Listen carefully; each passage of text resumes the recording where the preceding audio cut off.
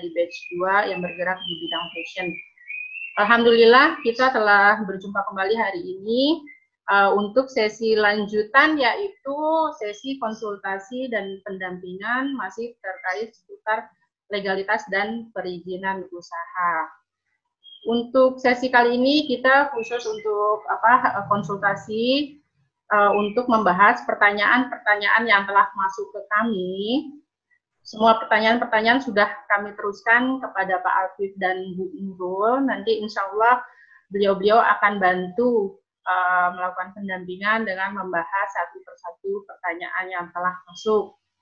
Mungkin kalau semuanya nggak ada waktunya, mungkin nanti bisa dilihat ya, kalau ada pertanyaan-pertanyaan yang sama mungkin bisa mewakili pertanyaan teman yang lainnya gitu. Untuk teknisnya nanti kami bantu pertanyaannya kami bacakan atau gimana Pak Afif, nyamannya Pak? Nanti pertanyaan akan dibacakan Ibu Nurul. Iya, dipandu oleh saya ya Bu ya. Ya. Oh, dibantu Bu Nurul, boleh. Nanti alurnya biar enak ya. Pak Afif ya, makanya saya tanyakan. Iya, nggak apa-apa Bu. Oke, baik. Kalau kayak gitu, kami serahkan aja langsung kepada Pak Afif dan Ibu Nurul untuk memandu jalannya konsultasi dan pendampingan legalitas dan perizinan usaha untuk hari ini.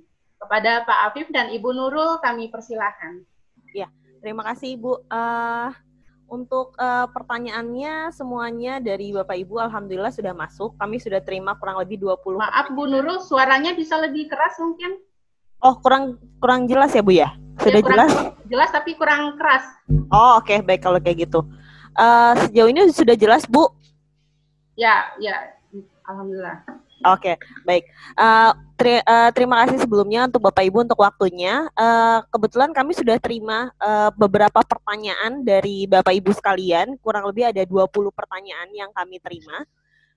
Itu kita akan bahas, mungkin kita bahasnya dari merek dulu kali ya, karena banyak pertanyaan terkait merek gitu ya, Viv ya. Jadi kita akan bahas dari merek dulu. Di sini yang pertama itu terkait masalah dari Ibu, saya urutkan dari Ibu Ajeng terlebih dahulu ya. Dari Ibu Ajeng ini tanya Viv terkait jangka waktu merek dan syarat perpanjangannya seperti apa. Mungkin itu dulu yang dibantu oleh, kita akan urutkan dari merek dulu, baru setelah itu nanti mungkin ke badan usaha, baru nanti mungkin ke izin lainnya, seperti itu ya. Ya, dibantu Afif untuk pertanyaan pertama terkait jangka waktu hak merek dan syarat perpanjangannya. Ya, terima kasih Bu Nurul atas bantuannya. Yang pertama begini, proses pendaftaran merek itu memakan waktu yang cukup lama. Menurut pengalaman kami bisa 1-2 tahun. Nah, sementara pelindungannya tidak selamanya, tidak seperti hak kekayaan intelektual lainnya, misalnya hak cipta. Pelindungan merek itu selama 10 tahun, Bu. Tapi bisa diperpanjang sebelum masa berlaku habis 6 bulan sebelumnya atau 6 bulan setelahnya. Nah, jika 6 bulan setelahnya itu biayanya lebih mahal dibanding 6 bulan sebelumnya. Yang perlu diingat adalah perlindungan merek itu bukan sejak merek dinyatakan terdaftar atau sejak mendapatkan sertifikat, tapi sejak tanggal pengajuan. Jadi kalau ada gambaran misalnya hari ini Ibu mengajukan permohonan merek, itu akan melalui beberapa proses. Nanti akan ada pemeriksaan substantif, kemudian mungkin ada usulan penolakan kalau misalnya mereknya mirip-mirip. Nah, itu memakan waktu 1-2 tahun. Nah, setelah 2 tahun dinyatakan lolos dan tidak ada usulan penolakan, nanti Bapak Ibu sekalian akan mendapatkan sertifikat dan merek Bapak Ibu dinyatakan terdaftar. Tapi dihitungnya 10 tahun itu sejak hari ini, yaitu tanggal permohonan pendaftaran merek Bapak Ibu masuk, bukan setelah mendapat sertifikat. Mungkin itu Bu, ada feedback mungkin dari Ibu Ajeng. Ya, silakan Bu Ajeng, mungkin bisa join ke kami. Apakah jawabannya masih ada yang kurang bisa dipahami gitu oleh Bu Ajeng sehingga perlu penjelasan ulang dari Afif begitu Bu Ajeng? Oh, sudah Mbak. Oke, baik kalau kayak gitu. Terima kasih Bu Ajeng untuk pertanyaannya. Next kita akan bahas lagi terkait kebetulan nih dari Ibu Cynthia Safiani. Ibu Cynthia Safiani ada kan ya? Halo, Bu Cynthia Safiani ada? Oh ya, ada. Oke, ini ada pertanyaan terkait dari Bu Cynthia Satyani, Afif, terkait beliau ini belum memiliki izin apa-apa. Apakah tahap awal saya akan untuk tahap awal saya akan buat UMK dan daftar merek saja. Untuk legalitas usahanya akan saya buat sambil berjalan. Apakah bisa seperti itu? Ini mungkin karena ada kaitannya sama merek, jadi saya utamakan untuk pertanyaannya ya. Silakan Bapak Afif, mungkin bisa dibantu. Baik. Untuk izin awal, kalau misalnya tidak berbentuk badan usaha atau badan hukum, memang yang diperlukan adalah UMK. Nanti Bapak Ibu sekalian akan mendapatkan NIB. Nah, padahal tidak cukup sampai di situ saja. Ada izin komersil, misalnya kegiatannya adalah berdagang pakaian gitu ya. Selain UMK, Bapak Ibu juga harus mengurus surat izin usaha perdagangan untuk perseorangan. Itu yang sangat basic sekali. Yang kemudian pendaftaran merek. Nah, pendaftaran merek ini diperlukan sekali, terutama untuk bidang fashion, karena fashion ini kan lekat dengan logo atau nama satu produk baju misalnya. Nah, itu perlu dilakukan segera karena prinsip pendaftaran merek di Indonesia itu adalah first to file. Jadi yang diakui adalah yang paling duluan mendaftarkan, bukan yang paling duluan memakai. Jadi itu yang perlu diperhatikan. Oke, dari Bu Cynthia ada yang kurang bisa dipahami Bu, karena ini sesi konsultasi, jadi saya harus per orang-orang gitu, per orang gitu. Halo Bu Cynthia. Oke, kita next aja kali ya Viv ya pertanyaannya. Ini nyambung boleh. Terhadap pendaftaran merek Viv. Jadi dari Ibu Suliastri Oktavia, beliau tanya terkait bagaimana mendaftarkan merek dagang dan haki begitu, Pak Afif. Iya, untuk pendaftaran merek itu sebenarnya bisa dilakukan sendiri melalui online. Kemarin sudah saya share linknya di DJKI. Itu tinggal submit aja Bu. Yang perlu Ibu persiapkan adalah data mengenai usaha Ibu. Misalnya namanya apa, kemudian logonya bagaimana, terus kemudian jika perseorangan perlu menyiapkan identitas. Nanti akan disubmit alamat dan email, kemudian nomor telepon yang sesuai dengan Ibu. Nah, yang perlu diperhatikan adalah email dan nomor telepon ini tidak boleh salah, karena sekarang kan prosesnya online. Jadi kalau misalnya ada pemberitahuan dari DJKI itu akan dikirimkan melalui email maupun telepon. Jadi syaratnya cukup itu aja. Untuk PNBP-nya atau biaya resmi dari negara itu untuk kategori umum itu 1,8 juta. Kalau UMKM itu 500.000 sebenarnya. Nah, cuma UMKM ini perlu melampirkan surat keterangan UMKM yang di situ mencantumkan nama usaha dan jenis usaha Bapak Ibu sekalian yang dikeluarkan oleh Dinas Koperasi dan UMKM setempat. Jadi Bapak Ibu bisa ke Dinas Koperasi dan UMKM setempat kemudian mendaftarkan merek lewat jalur UMKM. Nah, di prakteknya beberapa Dinas Koperasi dan UMKM itu biasanya ada program pendaftaran merek kolektif untuk UMKM. Jadi saran saya bisa lebih aktif mencari info ke Dinas Koperasi dan UMKM setempat, dan biasanya itu gratis. Namun yang perlu diperhatikan adalah pemilihan kelas dan subkelasnya, Bu.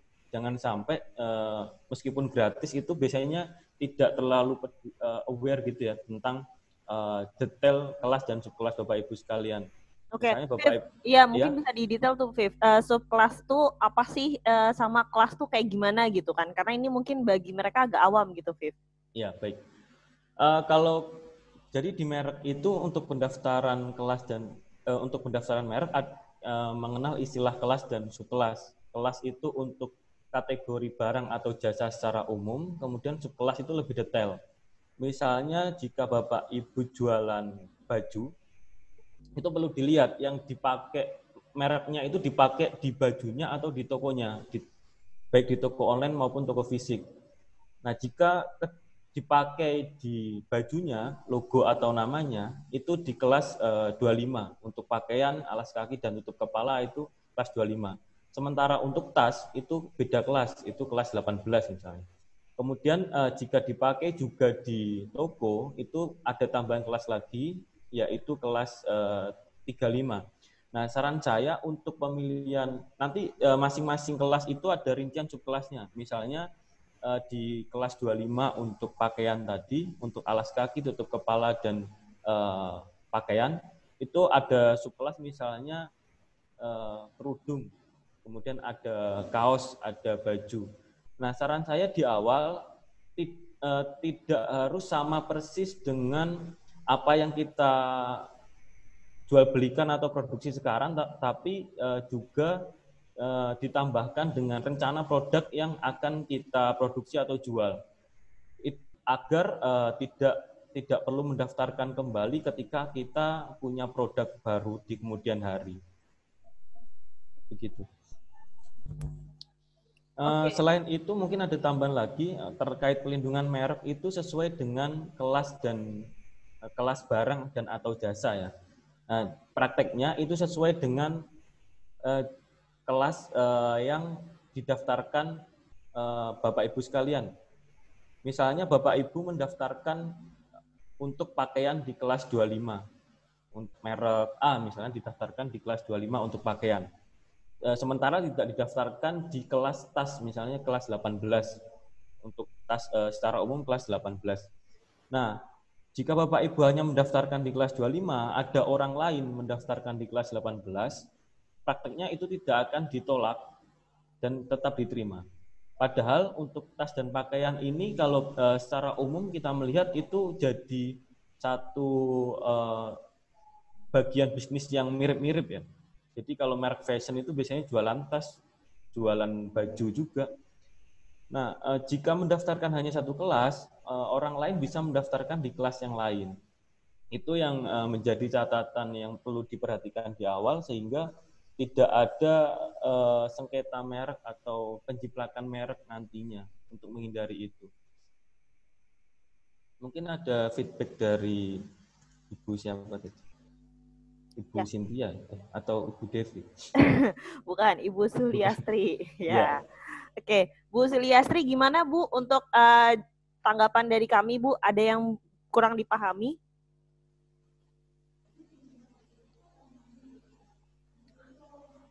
Halo Bu Suliastri, apakah join di kita? Bisa? Oke, sepertinya beliau. Oke, jadi mungkin bisa saya bantu ya Bu. Betul tadi yang dikatakan oleh Afif. Biasanya memang kalau untuk pendaftaran merek itu sendiri dijatuhkannya adalah per entitas dan per kelas. Jadi ada beberapa tipe sih, Afif. Kalau misalnya untuk kita daftarin merek, misalnya bisa nggak sih kita daftarin nama aja gitu loh, Afif? Atau misalnya bisa nggak sih kita daftarin logo aja? Atau ada tipe-tipe lain, Afif, yang kira-kira mungkin harus diperhatikan gitu kalau untuk pendaftaran merek itu sendiri? Ya, yang perlu diperhatikan itu memang betul dia didaftarkan untuk kata saja, logo saja atau keduanya. Nah, saran saya karena biayanya sama, mending didaftarkan untuk kata dan logo sekalian, Bu. Dan biasanya yang ditanyakan itu, saya punya CV atau PT. Itu didaftarkan atas nama siapa sebaiknya? Atas nama pribadi atau atas nama PT atau CV? Itu kembali lagi ke kebutuhan Bapak Ibu, merek itu akan menjadi aset perusahaan atau aset pribadi. Jika rencananya ingin dijadikan aset pribadi, ya didaftarkan atas nama pribadi. Tapi jika akan menjadi aset perusahaan, ya didaftarkan atas nama perusahaan, baik PT maupun CV, atau jenis perusahaan yang lain. Biayanya sama untuk pendaftaran PT atau CV. Ada lagi model merek kolektif. Merek kolektif itu pendaftaran merek yang pemiliknya pribadi-pribadi yang bersamaan menggunakan merek itu. Dengan catatan ada ketentuan penggunaan. Misalnya perjanjian menggunakan merek ini antar pemilik itu bagaimana, hak dan kewajibannya bagaimana, begitu. Berarti kalau kolektif lebih dari satu orang gitu ya, Viv ya? Iya, lebih dari satu orang. Oke. Yang memiliki merek yang sama. Ya, tuh Bu. Kurang lebih seperti itu untuk pendaftaran merek Bapak Ibu. Jadi selain kita perlu tahu dulu apakah merek output kita itu nanti akan digunakan sebagai apa? Apakah itu nanti akan dijadikan sebagai output produk atau jasa, atau lebih kepada entitasnya? Apakah misalnya tadi hanya logo saja yang didaftarkan, atau hanya nama saja, atau entitasnya nama dan logo gitu?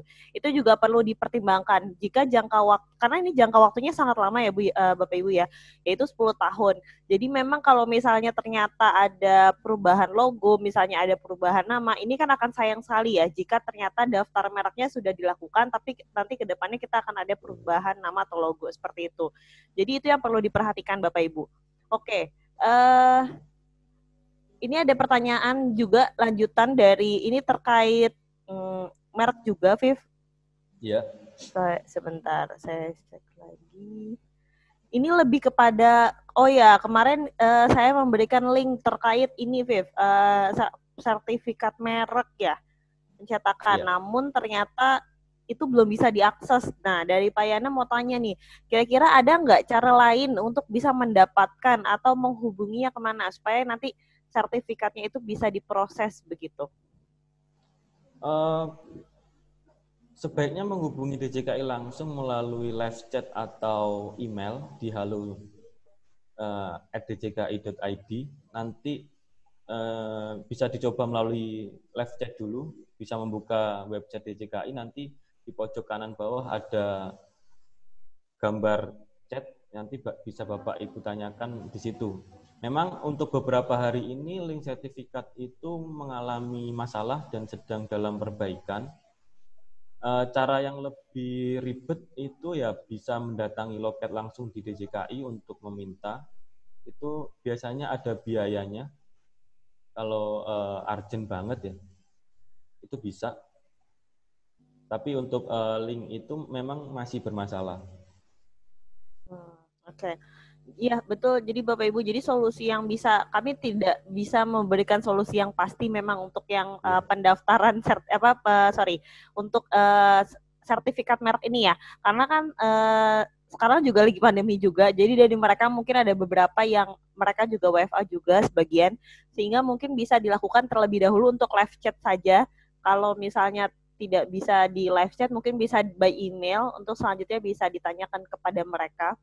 Karena sifatnya tadi kami pun sifatnya kalau untuk sertifikat merek juga sistemnya hanya email saja Bapak Ibu. Jadi memang sejauh ini follow up yang kami lakukan adalah live chat dan email gitu. Itu yang kayak sepertinya membantu, karena kalau misalnya di email kan Bapak Ibu bisa nge-tracking ya.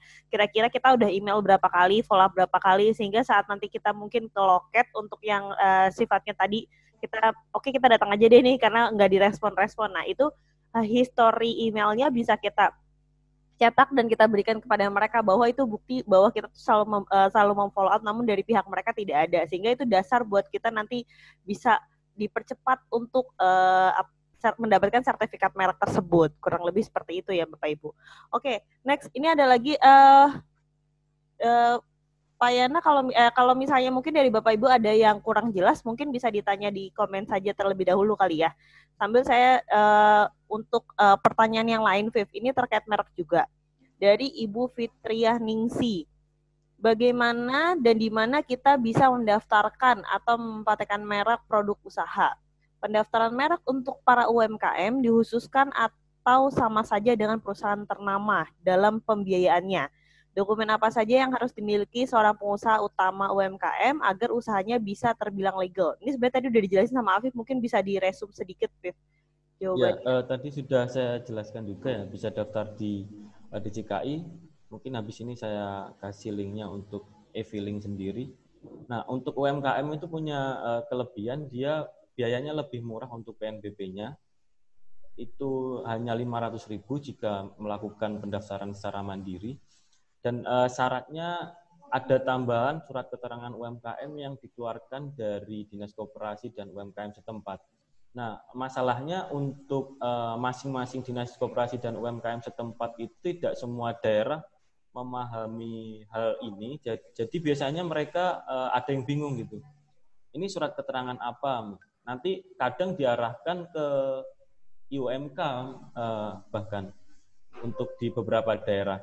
Nah, saran saya nanti bisa saya bantu lewat panitia, bisa saya kirimkan peraturan dan contoh surat keterangan UMKM-nya jika berkenan, sehingga nanti saat dibawa di dinas bisa langsung menunjukkan contohnya seperti ini dan ketentuannya seperti ini gitu. Untuk beberapa daerah misalnya di Jakarta itu untuk pengurusan surat keterangan UMKM ini memang mewajibkan melampirkan IUMK ya Bapak Ibu. Tapi untuk daerah lain misalnya di Jogja dan Bantul itu tidak perlu, hanya datang ke dinas saja nanti bisa langsung jadi dicetakkan, dan yang perlu diingat harus mencantumkan nama merek dan bidang usahanya ya, misalnya pakaian ya perdagangan pakaian atau pembuatan pakaian gitu. Ini hanya untuk memastikan bahwa Bapak Ibu sekalian adalah benar-benar UMKM, sehingga untuk selisih biaya yang signifikan itu tidak jatuh ke tangan orang yang salah. Untuk beda yang lain tidak ada Bu. Untuk pendaftaran merek cukup melampirkan logo dan nama mereknya dan mengisi isian di form online sesuai identitas Bapak Ibu, baik identitas sesuai perseorangan atau perusahaan. Oke. Kurang lebih seperti itu ya Bapak Ibu ya untuk yang merek itu sendiri. Oke, ini mungkin kita udah mulai lanjut ke next berikutnya ya Afif, ini terkait mungkin badan usaha terlebih dahulu ya, karena ada beberapa yang tanya terkait badan usaha, ada juga yang terkait izin. Mungkin saya bantu untuk yang terkait badan usaha terlebih dahulu ya. Yang pertanyaan pertama ini itu dari Ibu Ana Arianti. Beliau nanya terkait usaha saya mikro di bidang pembuatan aksesoris wanita dan menjual sendiri via online ke teman-teman. Saat ini hanya memiliki IUMK, yang mana saya tanyakan apakah lebih baik berbentuk CV, PD atau PT bila hasil produksi saya nantinya berkembang. Mohon penjelasannya, terima kasih. Dari Ibu Ana, silakan Afif bisa dibantu jawab. Iya. Untuk bentuk badan usaha baik PT maupun CV itu sebenarnya tergantung kebutuhan. Jika ada rencana untuk scale up atau mengembangkan usaha, sebaiknya memang berbentuk badan usaha. Terlebih ada rencana untuk mengikuti tender misalnya. Itu mayoritas membutuhkan penyedia yang berbentuk PT maupun CV. Nah, untuk pilihan PT atau CV ini bisa dipertimbangkan, satu adalah besaran modalnya, Bu. Untuk PT itu ada minimal modal disetor dan modal ditempatkan. Untuk modal disetornya minimal 50 juta, modal ditempatkannya 25% dari itu. Jadi perlu diperhatikan itu. Yang kedua adalah untuk pendirian PT maupun CV itu tidak boleh sendiri dan harus berdua. Dan berdua ini tidak boleh suami istri. Jadi untuk pertimbangan mendirikan PT maupun CV, ya sebaiknya mencari partner bisnis sehingga nanti bisa mendirikan PT maupun CV. Oke, mungkin mungkin saya tambahkan, Viv, itu yang terkait suami istri sebenarnya urgensinya gini sih Bu, karena kalau misalnya suami istri itu kan dianggap sebagai harta bersama ya Bu ya. Jadi jika kalau misalnya kita mendirikan PT, harta PT itu kan harta terpisah yang sebenarnya tidak boleh dijadikan sebagai harta bersama. Nah, kekhawatiran itu muncul sehingga kalau memang nanti ya Bapak Ibu ada rencana untuk mendirikan PT, namun suami istri memang ada catatan-catatan tertentu Bu. Seperti misalnya dan memang beberapa orang mereka akan lebih memilih untuk tidak suami istri gitu untuk mendirikan PT tersebut.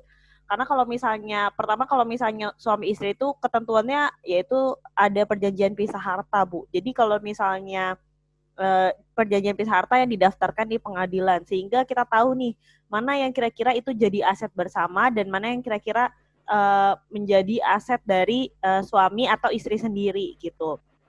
Karena tadi ya, karena PT ini badan hukum, sehingga pengendaliannya juga bergantung kepada kepemilikan dari PT tersebut. Kekhawatirannya saat ada dispute misalnya ternyata suami istri dan ternyata mereka berencana untuk bercerai, ini kan akan badan usaha ini akan terbengkalai ya Bu ya. Artinya nggak tahu nih siapa yang akan mengurus kepastiannya, apakah dari sistem suami, apakah dari istri. Nah, karena itu biasanya dari pihak pengadilan akan menyatakan bahwa jika memang suami istri perlu ada namanya perjanjian pisah harta, sehingga itu jelas aset yang terdaftar di PT itu pengendaliannya atas siapa dan berapa persen kepemilikannya, seperti itu. Silakan mungkin dilanjut Afif untuk jawabannya yang tadi. Ya, untuk perbandingan PT atau CV ini PT lebih punya kelebihan ya Bapak Ibu. Dia merupakan badan hukum sendiri sehingga dia sebenarnya entitas hukum sendiri. Itu akan memudahkan Bapak Ibu sekalian untuk mengembangkan badan usaha. Prakteknya gimana? Itu lebih ke dia punya hak dan kewajiban sendiri. Misalnya dia bisa memiliki aset atau dalam hal pendanaan di bank dia bisa meminjam uang atas nama PT-nya, jadi bukan atas nama pribadinya. Namun catatannya adalah PT ini punya mekanisme-mekanisme tertentu yang harus dijalani ketika menjalankan bisnis. Misalnya untuk pengambilan keuntungan itu tidak bisa sembarangan karena memang harta PT dan harta pribadi ini terpisah.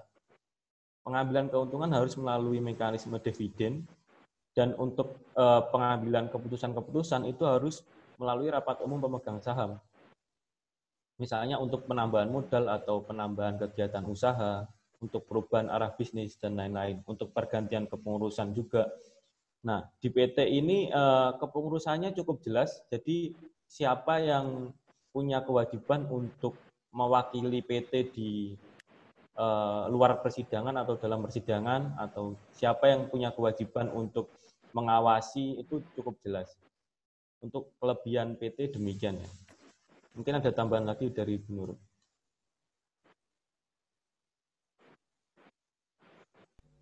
Cukup dari saya, Afif. Oke, mungkin next ke selanjutnya, Afif ya. Ini mungkin dari Pak Eko sama Pak Devri ini agak nyambung ya. Pertama itu dari Pak Eko nanya, bagaimana cara mengubah legalitas yang awalnya perseorangan menjadi CV atau PT. Sedangkan dari Devria Amelia Kirana tanya juga nih, apakah bisa dibantu untuk pengurusan SIUP dan apakah saat ini perlu di-upgrade usaha menjadi CV dari UMKM gitu. Jadi kalau dari Bu Devia tadi beliau saat ini kebetulan UMKM dan beliau ada rencana apakah perlu di-upgrade usahanya menjadi CV. Sedangkan dari Pak Eko tanya kira-kira bagaimana nih cara mengubah legalitas yang awalnya perseorangan menjadi CV atau PT begitu, Viv? Silakan. Ya. Yang Pak Eko ini maksudnya CV atau PT-nya sudah ada atau belum ya Bu? Awalnya perseorangan berarti belum. Beliau tanya terkait bagaimana cara mengubah legalitasnya yang awalnya perseorangan menjadi CV atau PT. Sedangkan kalau dari Bu Devria tadi, Bu Devria beliau tanya terkait apakah perlu di-upgrade usahanya menjadi CV karena sekarang saat ini posisinya beliau adalah UMKM seperti itu. Ya. Untuk CV atau PT itu jika ingin mengubah dari perseorangan menjadi CV atau PT itu perlu melakukan pendirian CV atau PT. Jadi modelnya tidak diubah dari perseorangan atau dari perseorangan ke CV atau PT ya. Jadi nanti akan dilakukan proses pendirian di notaris berbentuk CV atau PT, kemudian perizinannya menjadi atas nama CV atau PT sehingga mengurus dari awal. Dan karena CV atau PT ini punya identitas sendiri dan dia punya NPWP sendiri. Misalnya SIUP. SIUP itu ada yang perseorangan dan atas nama badan usaha. Nanti jika awalnya SIUP-nya perseorangan, jika sudah punya CV atau PT dan melakukan kegiatan usaha menggunakan CV atau PT itu, ya SIUP-nya harus atas nama CV atau PT. Nanti yang perlu dilakukan adalah mengurus NIB terlebih dahulu, kemudian memasukkan kegiatan usaha, kemudian baru mengurus izin komersil. Sebelum itu yang perlu diperhatikan adalah CV atau PT ini sudah terdaftar NPWP-nya, NPWP badan yang berbeda dengan NPWP perseorangan. Dan semua proses itu bisa dilakukan secara online, jadi cukup memudahkan. Oke, ini saya tambahkan ya Bu Pak Afif, ini terkait dari pertanyaan Pak Eko. Karena gini Pak, karena sebelumnya kan Bapak legalitasnya itu adalah awalnya adalah perorangan, sehingga mau menjadi CV atau PT. Nah, kalau di CV dan PT itu kan ada yang namanya keterkaitan terkait kalau di PT itu kan ada yang berhubungan dengan modal ya Pak ya, di mana di situ ada pengendalian. Jadi memang kalau yang saya sarankan kalau misalnya Bapak ada rencana terkait mengubah, itu perlu dilihat dulu urgensinya. Apakah dalam jangka panjang memang Bapak ada rencana kebutuhan untuk PT tersebut. Misalnya untuk kalau beberapa klien kami itu biasanya mereka urgensi untuk mendirikan badan usaha itu adalah mereka ada pekerjaan-pekerjaan yang memang membutuhkan PT. Membutuhkan sifatnya CV atau PT sehingga itu proyeknya bisa mereka ambil gitu. Kalau memang belum sampai ke situ, baiknya masih di tahap perorangan saja. Tapi kalau misalnya sudah sampai ke tahap itu, baiknya sudah difikirkan kira-kira badan usaha mana yang tepat gitu. Nah, cuman apakah karena perorangan itu sifatnya adalah pribadi dan hartanya juga masuk ke harta pribadi, penentuan CV atau PT-nya itu tergantung dari maksudnya kebutuhan Bapak. Kalau misalnya CV tadi benefitnya beliau memang secara permodalan itu masuk ke harta pribadi Pak. Jadi memang terhitungnya sebagai harta maksudnya permodalannya langsung ke dalam harta pribadi sehingga kalau biasanya stepnya tuh perorangan terus CV baru ke PT. Namun kalau dari hasil kapasitas kami untuk mempelajari ya, karena kalau upgrade dari CV ke PT itu agak sulit Pak. Pertama perlu ada pemisahan harta terlebih dahulu. Jadi CV-nya ditutup, baru di-upgrade menjadi PT kan. Nah, untuk bisa tahu nih apakah CV ini aset CV itu apa aja sih? Sedangkan kalau misalnya CV itu kan masuk ke dalam aset bersama juga. Jadi harta pribadi Bapak atau harta pribadinya harta CV-nya itu tercampur. Sehingga saat kita mau upgrade ke PT itu agak kesulitan. Jauh lebih rumit ya. Karena kalau misalnya saat kita mau upgrade ke PT, beliau akan tanya karena kalau di PT itu ada sistem pengendalian. Jadi misalnya apakah misalnya kalau saya sama Afif nih, apakah Afif memiliki pengendalian lebih tinggi dibanding saya? Itu berdasarkan kepemilikan dari saham yang ada di perusahaan. Akan beda cerita kalau misalnya kita langsung mendirikan PT namun nilainya modalnya kecil. Jadi beberapa saya sarankan sebenarnya baiknya adalah mendirikan PT. Kalau misalnya dari perseorangan langsung saja mendirikan PT karena hartanya jelas pertama. Yang kedua adalah itu bisa jangka panjang. Artinya PT itu kan ada skala ya Pak ya, ada skala kecil, menengah dan besar gitu. Dan mereka memiliki undang-undang yang jelas gitu, kapasitasnya apa, pengendaliannya seperti apa sehingga kalau misalnya saya kepemilikannya hanya 30% dan Afif misalnya kepemilikannya 70%, berarti di situ pengendalian paling tinggi adalah Afif gitu. Dan Afif memiliki saham mayoritas atas perusahaan tersebut gitu.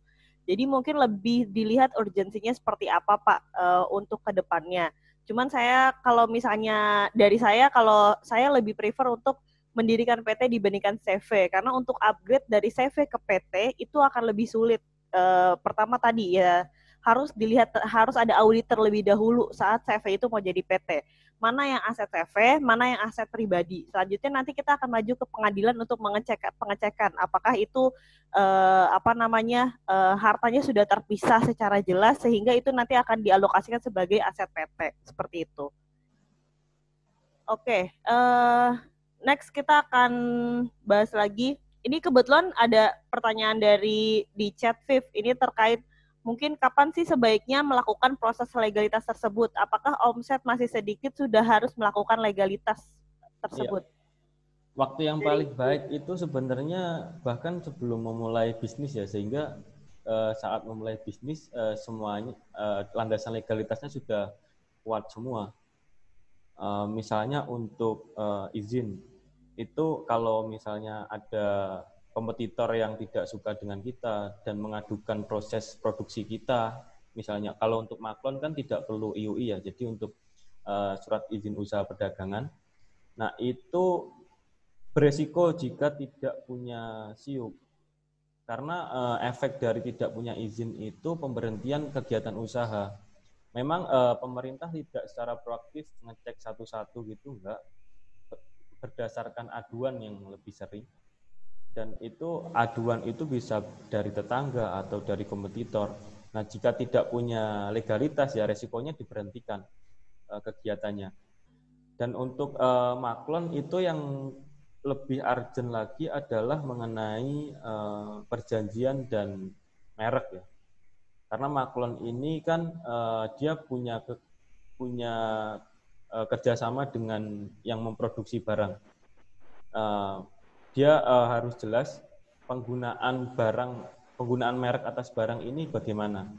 Jangan sampai nanti saat bisnis kita sudah besar, usaha maklonnya, ada masalah dengan produsen aslinya.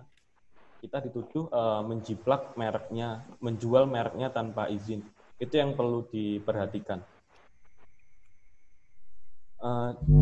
Ada pertanyaan lagi, surat keterangan?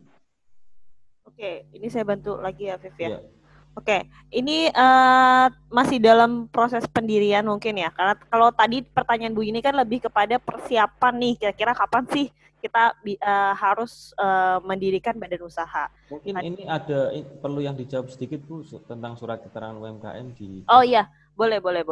Untuk surat keterangan UMKM ini jenis usahanya diisi apa ya?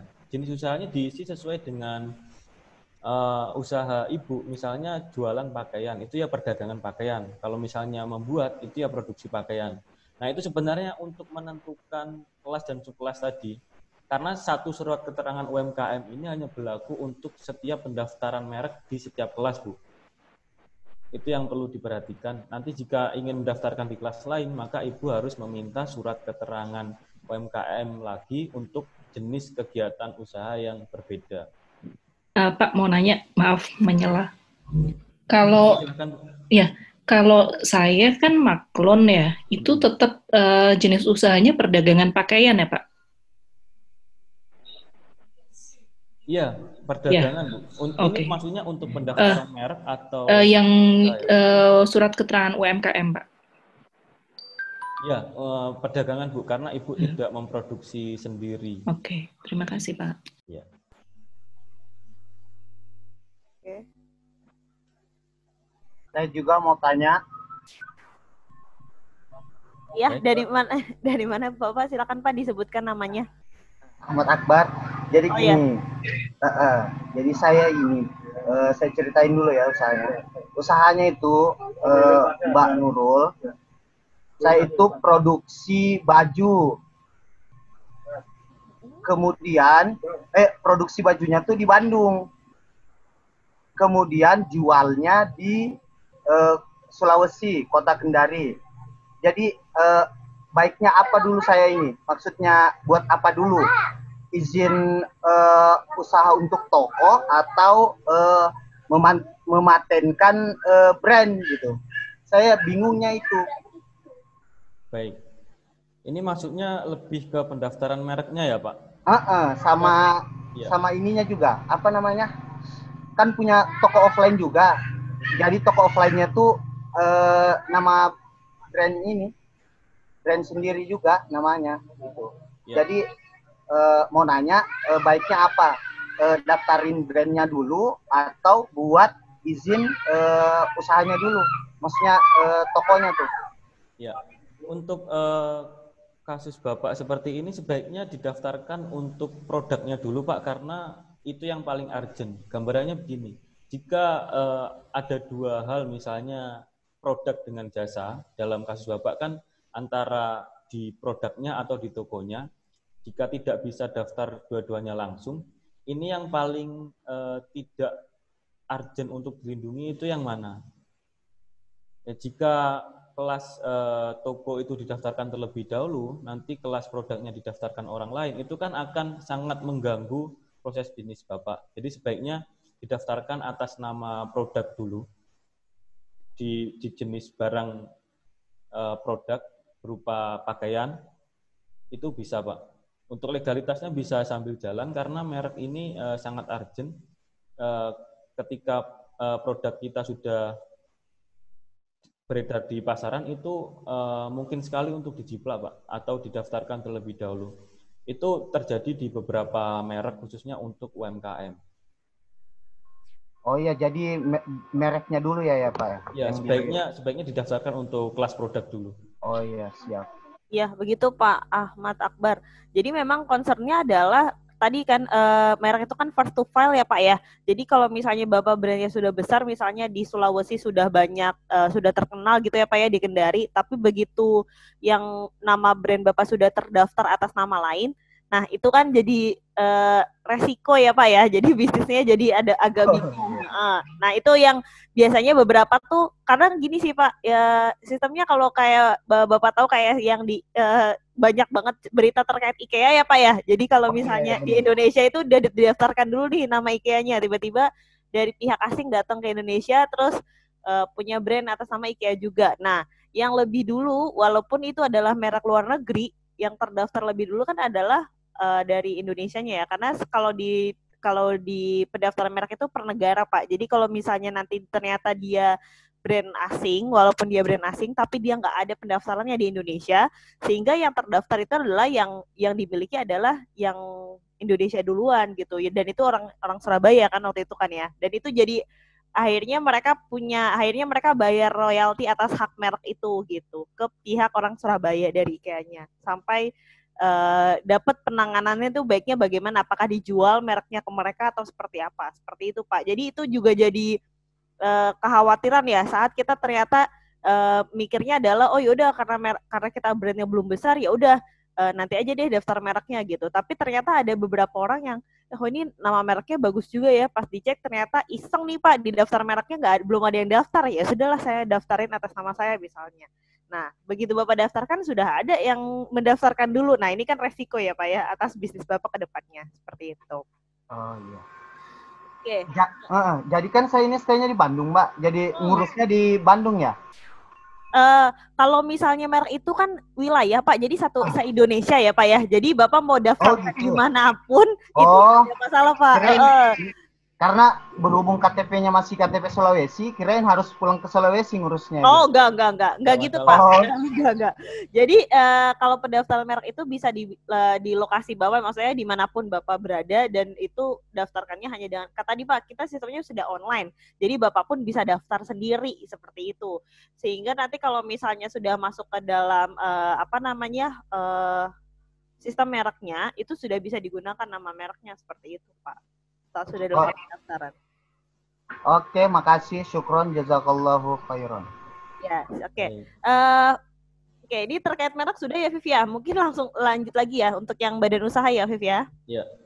Oke, ini untuk dari Ibu Leli Fridayanti, beliau tanya terkait PT, unsur pengurus yang dibutuhkan berapa orang minimal dan maksimal yang dibutuhkan.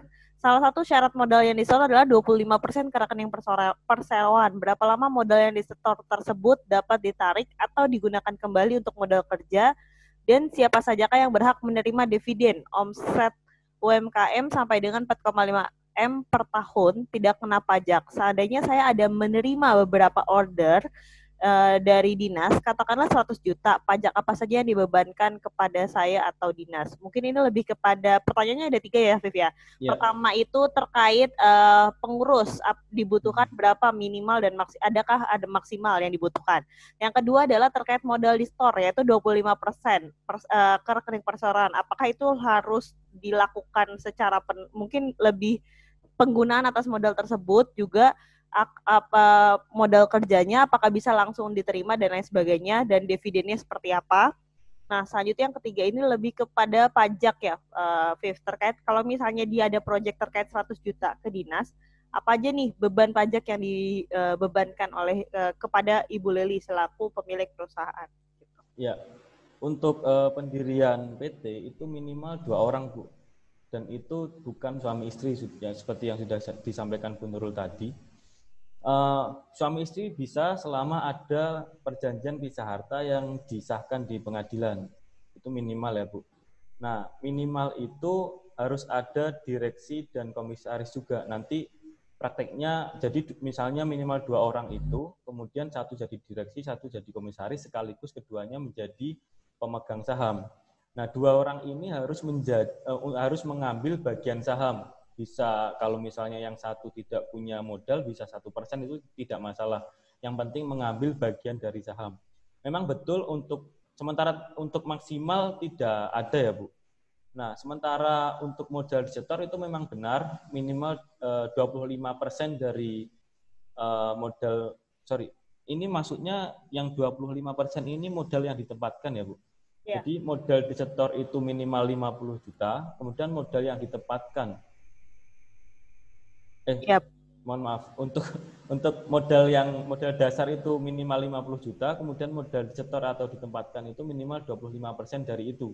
Ya. Nah, untuk yang disetor ini masuk ke rekening PT menjadi harta PT dan digunakan untuk operasional PT. Nah, untuk dividen itu biasanya diambil per tahun sesuai dengan besaran saham yang dimiliki masing-masing pendiri. Untuk PT, mungkin ada pertanyaan dulu Bu sebelum masuk ke pajak. Ya, Bu Leli, mungkin ada yang kurang jelas atau bisa saya tambahkan terlebih dahulu ya, Bu Leli. Jadi benar yang diinfo Afif bahwa minimal itu adalah 2 orang Bu, dan memang ngambil di bagian saham. Beberapa kalau sifatnya hanya itu bisa mayoritas juga, artinya misalnya yang 199%, yang 1% itu juga bisa. Jadi yang penting 2 orang itu adalah mengambil bagian dari saham tersebut. Nah, terkait penggunaan modal, sebenarnya begitu modal itu adalah kewajiban dari para pemegang saham ya Bu ya. Jadi misalnya pemegang saham menyetorkan, selanjutnya itu bisa digunakan untuk modal kerja. Nah, itu bisa langsung digunakan Bu. Ya terpenting adalah laporan keuangan. Artinya tercatat di laporan keuangan modal yang dimasukkan ke dalam perusahaan berapa dan penggunaan untuk modal kerjanya itu apa-apa saja. Nah, terkait tadi yang masalah dividen, betul dikatakan oleh Afif bahwa memang biasanya itu per tahun Bu, gitu. Beda ya Bu, kalau misalnya kayak CV, saat kita mau ngambil keuntungan, prive, itu kan mereka nggak terhitung pajak ya Bu ya. Jadi kalau misalnya kita ngambil keuntungan ya udah diambil saja. Nanti begitu akhir tahun biasanya dicek nih kira-kira keuntungannya berapa, kita udah ngambil prive berapa. Nah itu nggak kena pajak tuh karena masuk ke dalam harta pribadi ya Bu. Tapi kalau PT dia ada pajak juga nih Bu untuk dividen karena ada namanya pendapatan seperti itu ya Bu ya. Nah dividen itu memang dilihat setiap biasanya rata-rata itu setiap akhir tahun. Itu didasarkan atas laporan tutup buku dulu ya Bu ya. Jadi dalam 1 tahun itu biasanya kita akan laporan terlebih dahulu, laporan tutup bukunya berapa sehingga dapat nih kalkulasi keuntungan yang dari dividen itu, laporan dividen yang bisa didapatkan itu berapa berdasarkan persentase saham kepemilikan dari para pemegang saham. Gitu. Nah, mungkin terkait Bu Leli ada yang mau dibahas sebelum saya masuk ke pajak Bu Leli? Oke, ini saya bantu untuk yang perpajakan ya Bu Leli ya. Jadi kalau misalnya seandainya saya ada menerima beberapa order ke dinas, katakanlah 100 juta pajak apa saja yang dibebankan.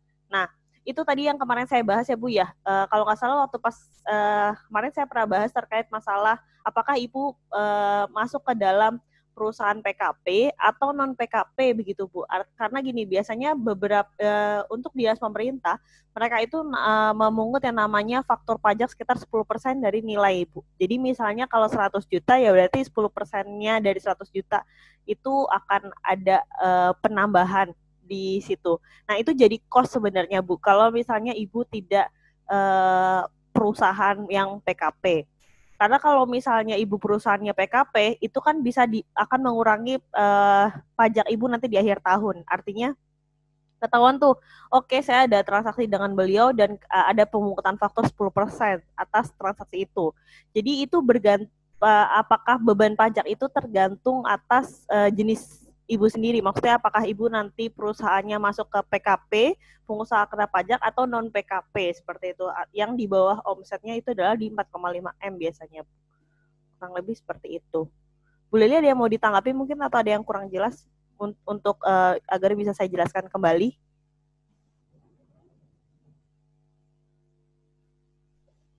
Oke. Next mungkin kita bahas lanjut lagi ya, Viv ya. Ini kita akan ada pertanyaan, mungkin kalau dari PT udah nggak? Sepertinya mau nanggapin Bu. Tapi oh ya oke. Silakan Bu Leli. Belum terdengar. Halo Bu. Halo Bu. Mohon maaf tidak terdengar Bu suaranya. Iya, saya masih belum terdengar suara Bu Leli, Bu.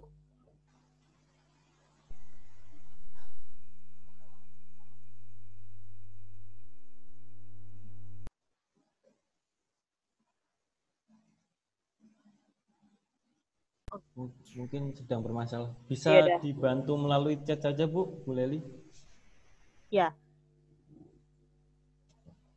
Oke, sambil nunggu Bu Leli mungkin next kali ya Afif ya untuk pertanyaan karena masih ada beberapa pertanyaan belum kita jawab. Oke, ini berhubungan terkait izin mungkin ya sekarang ya Afif ya. Ini saya bantu dari yang pertama itu dari Ibu Feb. Oh, ini terkait NPWP. Usaha saya belum ada legalitas apapun, termasuk NPWP. Adanya NPWP suami yang tidak tercantum nama saya, karena waktu bikin saya belum ada usaha dan tidak bekerja. Apa saja yang perlu saya siapkan dan bagaimana alur pengurusannya? Seperti itu.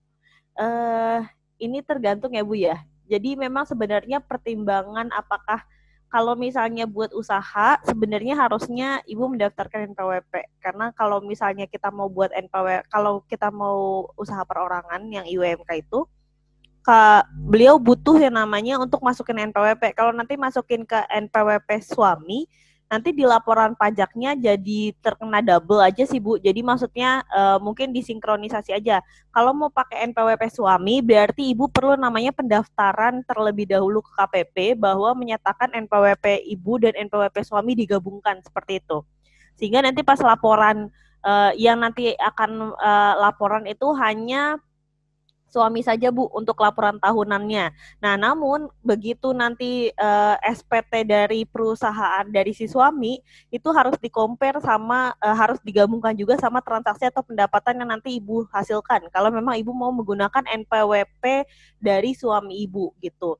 Tapi kalau sifatnya terpisah itu NPWP suami hanya untuk SPT, laporan SPT hanya untuk pekerjaan suami, terus selanjutnya untuk yang tadi kalau Ibu mau bikin usaha menggunakan NPWP pribadi berarti untuk semua jenis usahanya itu masuk ke NPWP pribadi Ibu gitu. Ini lebih sebenarnya dua-duanya sama Bu, cuman lebih kepada baiknya itu Ibu pilih sendiri saja kira-kira enaknya seperti apa. Karena kalau dari saya sebenarnya nggak selalu NPWP terpisah itu jadi lebih baik gitu ya Bu ya, karena kadang ada double pajak.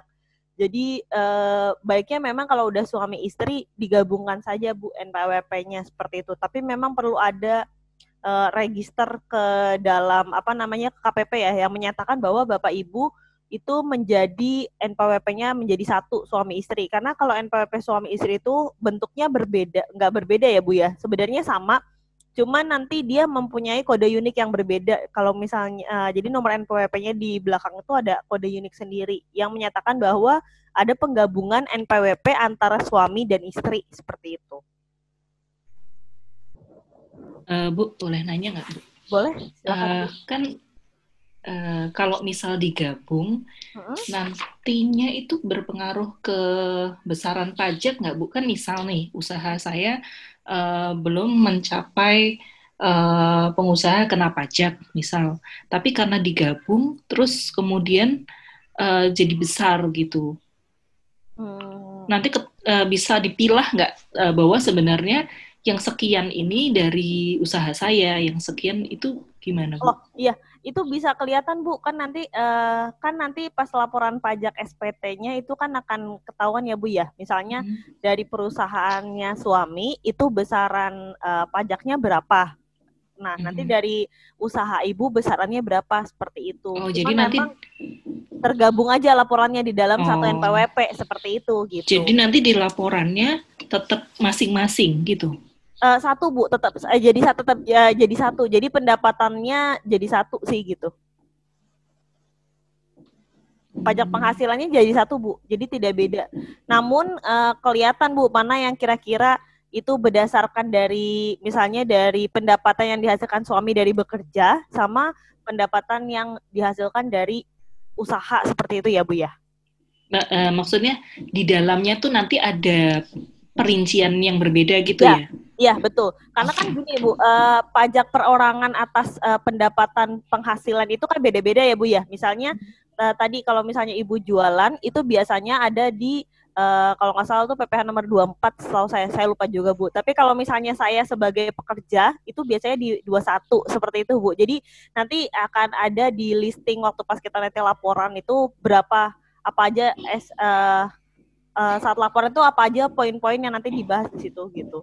Karena kan kalau misalnya kita usaha itu nanti biasanya kita kan ada pembayaran, kita transaksi sama pihak luar pun mereka akan bayarin pajak kita kan, Bu, seperti itu. Kalau misalnya dipisah, saya mengurus sendiri, kekurangannya apa, Bu, kalau misal saya pisah gitu? Biasanya ini ya, Bu ya, lebih kepada saya agak kurang paham juga ya, Bu ya, kalau misalnya untuk detailnya. Cuman tuh beberapa tuh katanya informasi yang saya dapat jadi double pajak. Jadi pendapatannya si istri sama pendapatannya suami jadi lebih besar gitu loh, Bu. Malah pembayaran pajaknya. Karena kan istri dianggap memiliki pendapatan, suami dianggap memiliki pendapatan, seperti itu kan, Bu? Kayak gitu. Meskipun misal dari penghasilan saya itu masih di bawah kategori pengusaha kena pajak. Kalau saya masih di bawah pengusaha kena pajak, kan berarti nggak kena pajak ya, Bu? Bukan nggak kena pajak ya, Bu. Mungkin lebih kecil pajaknya ya, gitu. Bu. Gitu. Karena setiap transaksi itu sekarang pasti ada pajaknya, Bu. Tapi besaran pajaknya tergantung usaha yang dijalankan, seperti itu. Misalnya kalau dulu masih ada yang 0,5% ya, Bu ya. Jadi kalau misalnya usaha-usaha baru itu perpajakannya itu nggak mengikuti aturan umum. Artinya kalau misalnya biasanya 2 tahun di awal mereka mendapatkan yang namanya diskon, bukan diskon ya, kayak pengurangan pajak sebesar misalnya yang harusnya misalnya di 2,5% itu cuma jadi 0,5% selama 2 tahun berdiri. Seperti itu sih, Bu. Jadi itu adalah kayak benefit waktu pas kita mau mendirikan usaha. Jadi ini adalah usaha pemerintah supaya perusahaan-perusahaan itu waktu pas pendirian awal kan pasti masih sangat struggling gitu ya, Bu ya. Sehingga dari mereka adalah ya udah kita bantu dengan menurunkan beban pajak untuk perusahaan-perusahaan yang masih UMK atau sifatnya masih kecil, seperti itu. Oke. Boleh tanya lagi nggak, Bu? Boleh. Jadi kan yang pertanyaan saya tadi itu kan saya belum ada legalitas apapun. Betul. Jadi yang pertama kali harus saya urus tuh apa saja? Kalau yang saya tangkap ya, NPWP dulu. Betul. Kemudian minta surat keterangan dari Dinas Koperasi UMKM untuk meminta surat keterangan, baru kemudian mendaftarkan merek. Betul. Kalau apalagi, Bu, setelah itu? Kalau IUMK dan NIB itu bagaimana, Bu? Iya, itu bisa, Bu. Jadi Ibu bisa simultan ya tadi ya. Jadi misalnya tadi yang pertama itu tadi NPWP diurus terlebih dahulu. Selanjutnya kan tadi untuk surat keterangan dinas buat dapat surat untuk biaya pendaftaran mereknya jadi lebih murah ya, Bu ya, di 500.000. Nah, biasanya saat kita mau mendaftar buat dapat surat keterangan dinas itu dibutuhkan NIB sama UMK, Bu. Jadi Ibu daftarin dulu NIB sama UMK-nya. Nanti baru Ibu Ibu ngurus yang surat keterangan dari Dinas Koperasi itu. Kalau mengurus NIB dan IUMK itu kemana, Bu? Langsung ke OSS, Bu. Jadi Ibu masuk ke portalnya OSS, pendaftaran terlebih dahulu ya, Bu ya, untuk akun. Jadi masukkan NIK, selanjutnya nomor telepon, email, dan tanggal lahir. Selanjutnya nanti Ibu dapat verifikasi, Ibu lalu submit usaha perorangan, Bu, jatuhnya. Nah, di situ Ibu masukkan, misalnya nama toko Ibu, kalau sudah ada nama tokonya berapa, kira-kira kekayaan bersihnya berapa, Bu, dalam 1 tahun. Itu dikira-kira aja, Bu, nggak perlu yang actual ya, karena kan biasanya dari mereka hanya nanya aja, kira-kira kekayaan bersih dalam 1 tahun tuh biasanya dapat berapa. Nah, nanti keluar tuh, Bu, langsung NIB sama izin usahanya, kayak gitu. Itu nama toko, bisa nama toko online kalau saya nggak ada offline? Iya, bisa, Bu. Itu mereka hanya masukkan aja kok nama tokonya apa gitu. Nah, itu langsung berlaku efektif, Bu. Jadi Ibu nggak perlu pemenuhan komitmen apapun. Nah, dari situ nanti NIB sama UMK-nya Ibu bawa untuk dapat surat keterangan dari Dinas Koperasi untuk pendaftaran merek. OSS ini web ya, Bu ya? OSS.com gitu atau?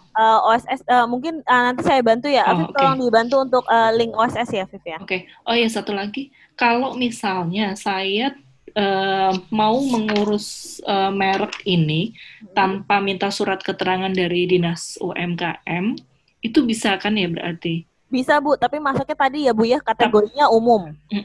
Tapi tetap butuh NIB dan IUMK itu ya? Oh, kalau itu nggak perlu Bu. Itu sebenarnya kalau umum itu bisa atas nama perorangan. Jadi bisa KTP sama NPWP aja gitu. Tetap butuh NPWP ya? Iya. NIB ini kebutuhannya selain untuk ini apa lagi Bu?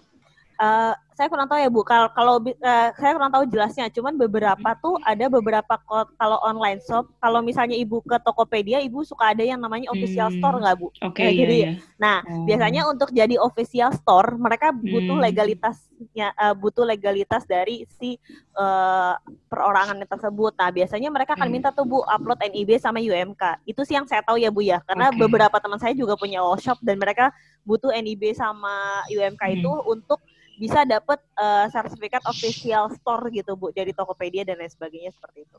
Oke, saya ulang ya Bu. Berarti yang saya butuhkan adalah NPWP, kemudian surat keterangan dari Dinas UMKM di mana butuh NIB dan IUMK, kemudian mengurus merek. Ya, betul. Ada lagi Bu selain itu? Kalau dari saya mungkin itu aja ya Bu, karena kan kita mau masuknya ke usaha perorangan ya Bu. Iya, betul. Gitu. Oke, terima kasih. Sama-sama Ibu. Oke. Next kita akan bentar, saya bantu lagi. Oke. Ini dari Ini dari Bu Herni. Beliau tanya Viv terkait produknya adalah mukena, gamis dan lain-lain. Selama ini saya sudah ada UMK, NIB sudah bikin, tapi semua belum ada NPWP. Untuk si UMK sudah expired kemarin bulan April 2020, nggak bisa diperpanjang karena nggak ada NPWP-nya. Pertanyaannya, apakah saya harus bikin NPWP dulu atau pakai punya suami? Yang kedua, kalau pakai punya suami, bagaimana saya bikin laporan pajaknya? Oh, ini sebenarnya agak sama-sama mirip ya. Sudah terjawab sih. Ya, tadi agak-agak mirip ya dari Bu Herni ya. Tadi agak mirip pertanyaan sama Bu Feb. Mungkin bisa ada yang kurang jelas Bu Herni mungkin dari pertanyaan Ibu, dari jawaban saya atas pertanyaan Ibu yang ini atau masih inline sama pertanyaan dari Bu Feb tadi, Bu Herni? Udah jelas Mbak, yang tadi aja sama. Oh ya, oke, baik kalau gitu Bu Herni. Terima kasih Bu. Sama-sama. Next ini akan ada pertanyaan dari Bu Ismayati Yatiman ya. Beliau tanya, Viv, apa hal pertama yang harus dilegalkan dari usaha kita? Yang kedua, kemana kita mendaftarkan merek yang kita pakai? Jika merek kita sudah dipakai, sudah ada, apakah kita harus mengganti merek yang sudah kita gunakan sebelumnya? Yang keempat, ini saya skip banget nih, masih merek soalnya Viv, sorry ya. Berapa lama jangka waktu pelaporan merek yang kita gunakan agar tidak digunakan oleh yang lain? Yang kelima, jika nama merek bisa sama tapi logo berbeda, apakah masih boleh kita pakai namanya? Silakan Viv, dibantu. Sorry, ini saya skip. Untuk legalitas mungkin bisa ditanyakan bisnisnya apa ya Bu, untuk menentukan itu yang nomor satu. Dan langsung masuk ke merek dulu ya. Oke, silakan. Sebenarnya tadi udah sempat disinggung tentang pendaftaran merek, bisa daftar melalui online, yang kemarin sudah saya share linknya melalui e-filing. Nanti Ibu bisa memilih jalur UMKM atau umum. Untuk UMKM perlu melampirkan surat keterangan UMKM. Kemudian pertanyaan selanjutnya, jika merek kita yang sudah dipakai, apakah kita harus mengganti merek yang kita gunakan? Nah, untuk pendaftaran merek itu tidak semua merek bisa dinyatakan terdaftar ya Bu. Kemarin juga sempat saya jelaskan juga, ada dua alasan umum. Yang pertama alasan absolut, dua alasan relatif.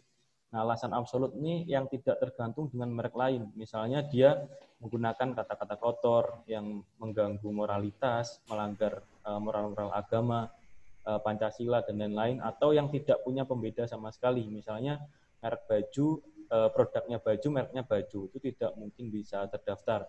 Yang kedua alasan relatif, ini tergantung dengan merek lain. Di merek itu ada istilah persamaan pada pokoknya dan keseluruhannya. Persamaan pada keseluruhannya itu yang sama persis. Misalnya merek Nurul atau merek Afif,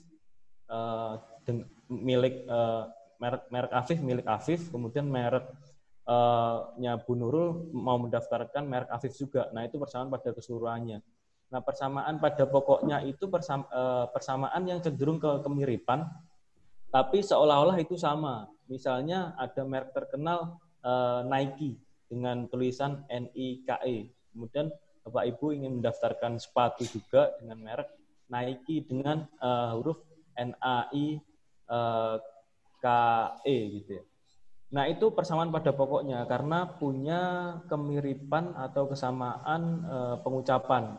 Jika begitu berpotensi ditolak. Nah, jika ditolak itu sebaiknya mengganti dengan kata atau logo lain. Pilihan yang kedua itu menambahkan kata dominan lain di depan. Misalnya ada merek Afif, kemudian mau mendaftarkan juga merek Afif. Nah, itu di depan sebaiknya ditambahkan kata dominan. Misalnya nama sendiri Nurul kemudian Afif gitu. Nah, jika Nurul ini tidak ada yang memakai, itu masih ada potensi diterima karena ada unsur dominan yang membedakan dengan merek sebelumnya. Jika tidak ingin mengganti atau menambahkan itu, ya sebaiknya itu akan susah untuk diterima karena unsur dari merek itu, unsur pembedanya harus cukup kuat. Kemudian yang selanjutnya, berapa lama jangka waktu melaporkan merek? Sebenarnya istilahnya bukan melaporkan ya, tapi mendaftarkan. Tidak ada batasan saat menggunakan merek harus langsung didaftarkan begitu. Cuma catatannya jika telat mendaftarkan, ya didaftarkan orang lain terlebih dahulu. Sehingga Bapak Ibu harus mengganti mereknya dan rebranding lagi, atau tetap menggunakan merek itu dengan persetujuan yang sudah mendaftarkan merek tadi. Tentu ini akan ada tambahan biaya berupa royalti penggunaan merek ya. Jika nama merek bisa sama tapi logo berbeda, apakah masih boleh? Ini jawabannya tidak boleh ya Bu. Ini persamaan pada pokoknya tadi. Misalnya ada merek Starbucks, kemudian Ibu daftar juga merek Starbucks dengan kata persis, sementara logonya misalnya warna merah begitu ya. Itu tetap tidak bisa karena pendaftaran merek yang apalagi didaftarkan untuk kata dan logo sekaligus, itu pelindungannya menyeluruh. Sehingga misalnya Bapak Ibu mendaftarkan kata dan logo dengan nama Afif gitu misalnya. Nah, nanti ada orang yang mendaftarkan lagi, namanya berbeda mungkin, katanya berbeda, tapi logonya mirip-mirip. Nah, itu akan ditolak oleh DJKI karena merek kita didaftarkan dan dilindungi atas kata dan logo sekaligus. Mungkin ada feedback dari Ibu Ismiati. Ya, cukup jelas Pak, makasih. Kalau tadi soal yang berarti tetap ya, yang diperhatikan pertama itu tentang namanya dulu berarti kan? Iya Bu. Jadi kalau logo itu istilahnya second line ya, jadi urusan kedua gitu. Tetap yang diperhatikan untuk mendaftarkan merek itu yang pertama. Namanya gitu. Iya. Betul. Makasih Pak. Itu bisa dipertimbangkan nantinya jika ingin mendaftarkan ya Bu. Jika ingin mendaftarkan kata saja, yang perlu diperhatikan ya kata atau namanya saja. Logonya tidak perlu. Namun jika ingin mendaftarkan unsur kata atau nama sekaligus dengan logonya, berarti logonya sekaligus dipikirkan dari awal ya Bu. Oh. Jadi itu menjadi pilihan Ibu saja mau mendaftarkan atas nama kata plus logo atau kata saja. Nah, kalau kata itu kan ada beberapa, misalnya kata itu kan kadang-kadang bisa satu kata tapi hurufnya misalnya ada ya kayak tadi Afif misalnya Afif A-nya di depan tuh ada A-nya 3 gitu A2 ya. gitu. Ya, 2. Afif. Ya. Kan itu persamaan kata. Ya, itu masuk Masih persamaan pada pokoknya ya, Bu. Itu masuk ke persamaan pada pokoknya. Jadi secara pengucapan itu masih tetap sama dan masih akan ditolak oleh DJKI. Jadi tidak bisa. ada beberapa contoh kasus yang cukup terkenal, Bu. Misalnya ada ayam geprek bensu dengan ayam geprek bensu yang sengketa merek itu. Kemudian ada logo dulu Starbucks dengan logo mirip yang punya pecel lele, itu juga jadi masalah. Namanya berbeda tapi logonya mirip-mirip. Ada lagi ESQ dengan IEU SQ juga. Itu sebenarnya secara kata itu beda huruf tapi pengucapan mirip-mirip. Ada juga kasus merek terkenal Fuji dengan Fuji Pro. Ada juga Hugo Boss dengan Zack Boss. Nah, kalau dilihat itu sebenarnya mirip-mirip, Bu. Tapi menurut pandangan kita mungkin ada pembedanya gitu ya. Tapi sekali lagi kewenangan ini menjadi kewenangan penuh DJKI dan selama kita bisa meyakinkan ada pembedanya ya pembedanya diterima. dari huruf per huruf. Kalau huruf sepengalaman kami dan menurut ketentuan memang tidak berpengaruh. Kalau kata mungkin bisa berpengaruh. Mungkin ditambahkan kata di depan. Ada misalnya ada merek Monster ditambahkan di depan ada Max atau Max Monster gitu, masih ada kemungkinan bisa, apalagi jika didaftarkan untuk jenis barang yang berbeda. Oke. Terima kasih, Pak. Iya, sama-sama. Oke. Next ya, Viv ya. Ini kita masih ada beberapa pertanyaan yang belum dijawab. Ini atas nama Bu Istiana. Beliau tanya, Viv, saat ini saya ingin bertanya untuk membuat CV baru karena SIUP perseorangan yang lama habis. Apakah bisa SIUP lama diperpanjang tapi yang baru jadi SIUP CV karena usaha sama OG Jewelry dan embrio usahanya kerajinan tidak berubah, hanya ditambah menjual kerajinan kain, kayu dan melakukan workshop atau pelatihan. Dan modal awalnya sebaiknya saya tulis berapa? Omset saya masih di bawah 300 juta, Viv. Silakan Afif dibantu untuk pertanyaan dari Bu Istiana. Ini berbeda antara SIUP atas nama perseorangan dengan CV. Nah, SIUP perseorangannya bisa dilanjutkan jika masih diperlukan digunakan untuk kegiatan usaha secara perseorangan. Dan CV ini berarti mengajukan baru atas nama CV ya, Bu. Sehingga nanti modelnya pengajuan baru atas nama SIUP-nya CV. Nah, untuk penambahan kegiatan usahanya ini sebenarnya perlu dilihat apakah ini KBLI-nya masing-masing berbeda atau enggak. Dan masing-masing KBLI itu punya output izin yang berbeda juga.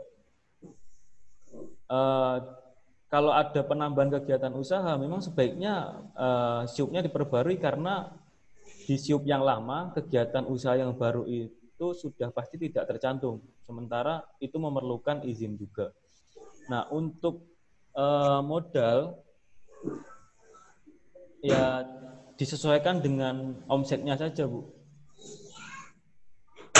Modal untuk CV ya atau PT? Iya betul Pak, modal untuk CV. Jadi itu kan saya mau bertanya gini, apakah SIUP saya yang lama atas nama perseorangan itu bisa jadi SIUP CV gitu loh, jadi kayak perpanjangan tapi perpanjangannya jadi ganti baru CV gitu loh Pak. Pertanyaan saya seperti itu ataukah harus benar-benar ngulang dari awal untuk CV-nya gitu loh. Apakah bisa dilampirkan CV SIUP yang lama itu biar istilahnya jadi perpanjangan tapi ditambah kegiatan usaha kayak perdagangan batik gitu-gitu, atau benar-benar harus bikin yang baru untuk yang CV-nya, karena saya CV kan belum punya SIUP-nya, ini baru mau dibuat SIUP-nya. CV kemarin atas saran Bapak dan Ibu kemarin kan katanya lebih baik yang diurus CV SIUP CV, akhirnya saya mau ngurus SIUP CV, tetapi apakah SIUP usaha yang lama itu bisa kayak untuk seolah-olah diperpanjang tapi jadi yang baru itu CV gitu loh Pak, biar syarat-syaratnya mungkin ada lebih sedikit gitu loh dibandingin syarat-syarat ngulang dari awal kan tanda tangan ke sana tanda ke sini, seperti takutnya seperti itu. Sama syarat-syarat untuk membuat SIUP CV itu apa aja ya Pak ya, saya kurang paham juga gitu nih, matur nuwun. Untuk SIUP ini Ibu mengurusnya dulu belum online ya Bu, atau melalui belum 5 tahun lalu Pak, 2015 Pak saya urus yang waktu perseorangan. Jadi sekarang itu untuk yang pertama, apakah bisa dialihkan dari perseorangan menjadi CV? Iya betul. Sepengetahuan saya tidak bisa Bu. Mungkin gitu. Benar ada jawaban lain. Oh ya, Jadi gini,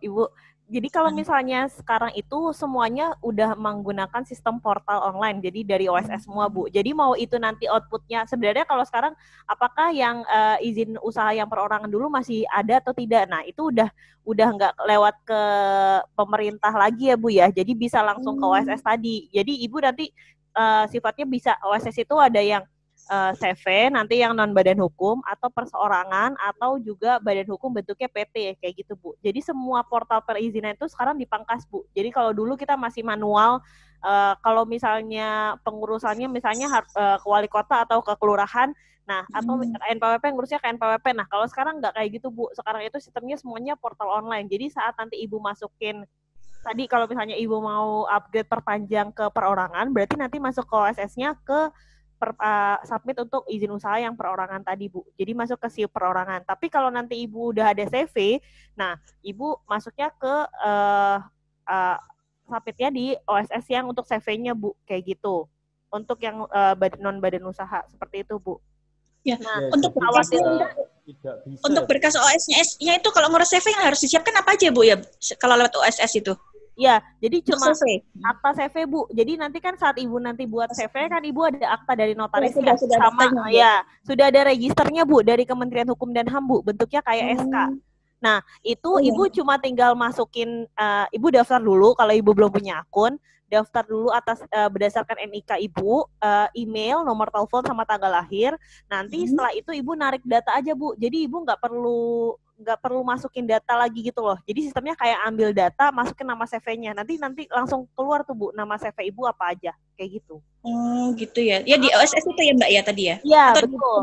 Di OSS betul. Ya. Nah, baiknya karena usaha Ibu udah masuk ke CV, nah yang untuk yang izin usaha perorangannya nggak usah diurus lagi, Bu.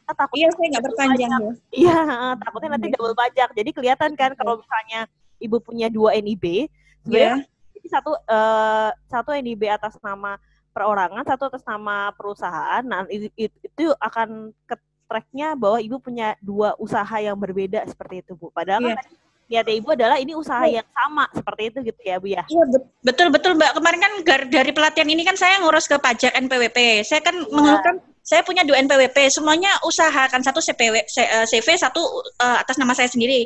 Nah, terus akhirnya dari kantor pajak dialihkan gini, ini disarankan biar nggak double pajak, punya saya datanya diganti jadi jadi karyawan gitu loh, Bu. Jadi nanti kena pajak cuma aja gitu. Ya, betul. Ya, alhamdulillah pelatihan ini membawa kita jadi ketemu sedikit demi sedikit jalan keluar gitu loh, Bu. Akhirnya gitu ya. Untung ikut ini gitu. Ya, terima kasih banyak. Jadi saya ngurus CV aja terus nanti ke OSS ya, Bu ya. Iya, betul, Bu. NPWP-nya itu hidup. Gitu ya. Iya. Nanti biasanya masukin tuh, Bu, data-datanya, misalnya Ibu cuma tinggal narik data jadi masukin nama CV-nya Ibu tuh yang terdaftar atas nama CV apa. Nanti kan Ibu masukin juga tuh sertifikat tadi yang aku itu ya, Bu ya. Ibu ada lembar kayak pengesahan gitu kan ya, Bu ya, SABH. Bentuknya kayak dari Kementerian Hukum dan HAM. Biasanya dapat sepaket dari notaris, Bu. Ada nggak, Bu? Coba nanti saya cari, Mbak. Kemarin soalnya cuma dapat 2 akte. Kan saya bikin CV 2016 ya, Mbak, kalau nggak salah. Itu cuma dapat 2 akte itu, Mbak. Itu sudah ada belum zaman dulu lembar NI kayak gitunya? Zaman belum, Bu. Baru ada 2018, Bu. Baru ada 2018. Jadi kalau mau, Ibu ke notaris, terus bilang pencatatan akta begitu, Bu. Oh, gitu. Jadi nanti keluar pencatatan akta pendirian. Next, pertanyaan selanjutnya ya, Afif ya. Oke, ini dari Bu Like Nurwijayanti. Dulu sekitar tahun 2017 sudah urus NPWP, hasil jahit waktu itu sekitar 2-4 jutaan. Di tahun 2018 turun drastis karena kena gusur dan modal ditipu teman. Mulai saat itu, pajak NPWP-nya tidak diurus sampai sekarang. 2019 akhir mulai usaha jahit lagi di tempat yang baru hingga sekarang. Sebaiknya bagaimana? Untuk sekarang hasil upah jahitnya sekitar 1 jutaan. Oke, ini masih usaha perorangan, Bu Like. Halo, Bu Like. Oke, ini lebih kepada NPWP ya, Bu ya. Jadi kalau misalnya NPWP itu kalau misalnya usaha perorangan kan nempel kepada SPT pribadi tahunan ya, Bu ya. Baiknya itu didaftarkan, Bu.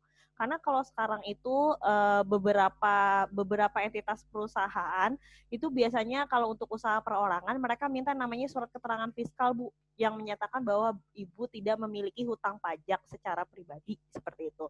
Nah, Jadi kalau misalnya memang waktu itu belum ada pendapatan atau misalnya memang lagi turun, dilaporkan saja seperti nihil begitu Bu. Jadi tidak ada pendapatan yang diterima atas usaha yang Ibu jalankan seperti itu. Kalau Bu Like bisa gabung ke saya mungkin. Oke, jadi mau berapapun hasil upah yang didapatkan itu tetap kena pajak ya Bu ya. Jadi mau besarannya kecil atau besarannya di bawah 1 juta pun itu tetap terdetek atas pajak pendapatan penghasilan Bu. Jadi tetap harus dilaporkan seperti itu. Oke, ini karena Bu Like kalau misalnya mau jika ada yang kurang dari jawaban saya bisa langsung komen di Zoom chat ya Bu ya kalau gitu. Oke. Next, ini dari Pak Muhammad Mas Hurofik ya. Beliau tanya, Viv, terkait kalau kita sudah punya UMK dan NIB, apakah masih harus membuat SIUP dan UD? Terima kasih.